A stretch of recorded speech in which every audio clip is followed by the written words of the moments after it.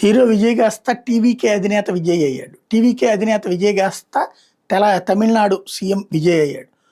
చాలా బాధ్యతాయుతంగానే మాట్లాడుతున్నాడు. మొన్ననే రుణమాఫీ ప్రకటించాడు. అట్లాగే ఉచిత బస్సు స్టార్ట్ చేసుకొచ్చాడు.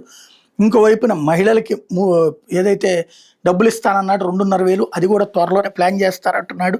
అలాగే అవినీతి నిరోధం జగన్ ఇక్కడ ఎట్లయితే వాలంటీర్ వ్యవస్థ, సచివాలయ వ్యవస్థ ద్వారా అవినీతిని కంట్రోల్ చేశాడో అట్లాగా అవినీతి పైసా డబ్బులు ఇవ్వకుండా పని జరిగేలా చూస్తానంటున్నాడు. కానీ ఇక్కడ ఆ పని చేసినటువంటి జగన్ని ఇంటికి పంపించారు. అక్కడ ఎట్లా ఉంటుందో తెలియదు. అది పక్కన పెడితే నల్ల కోటు తెల్ల షర్టు అన్నటువంటి దాని గురించి చక్కగా మాట్లాడుకొచ్చాడు. ఆ కార్యకర్తలు అడిగినటువంటి సందర్భంలో ఆ కాన్సెప్ట్ ఇది మంచికి చెడు రెండిటికి సంబంధించినటువంటి సంకేతం, బాధ్యతాయుతంగా ఉండాలి, ప్లెజెంట్గా ఉండాలని చేసుకున్నాను. ఇందులో తప్పేముందని ప్రశ్నించడం ద్వారా సరదాగా మాట్లాడటం అన్నటువంటి సాగించాడు. అట్లాగే తను 2 నియోజకవర్గాలు గెలిచి తిరుచి వదులుకుంటున్నాడు, తిరుచి ఈస్ట్ను వదులుకుంటున్నాడు.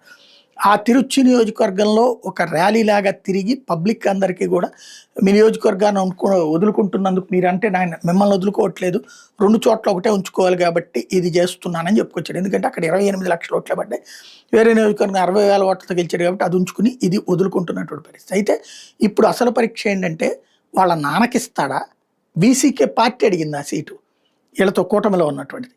వాళ్ళ వీసీకే అధ్యక్షుడు రాజ్యసభ సభ్యుడిగా ఉన్నాడు, అతను ఇప్పుడు తీసుకోవాలనుకుంటున్నాడు, ఎమ్మెల్యేగా రావాలనుకుంటున్నాడు. అతనికి ఇస్తారా, లేకపోతే కనుక త్రిషాకి ఇస్తారా? త్రిషా పేరు ముందు ప్రచారం జరిగింది. అయితే విజయ్ చాలా వ్యూహాత్మకంగా తను అంతకుముందు అయితే అమ్మాయిని వెంట పెట్టుకు తిరిగినటువంటి వాడు, ముఖ్యమంత్రి అయినప్పటి నుంచి కూడా తన పెద్దగా పట్టించుకున్నట్టుగానే ఉంటున్నాడు. ఆ మధ్యన ఆ సెక్రటేరియట్కి వెళ్ళినప్పుడు కూడా భోజనం తీసుకుని పంపించేయమని చెప్పాడు. తగినటువంటి అంటే ఇక మరొక జయలలిత కాకుండా చూసుకుంటున్నాడు. మరి ఇప్పుడు ఏం చేస్తాడో చూడాలి.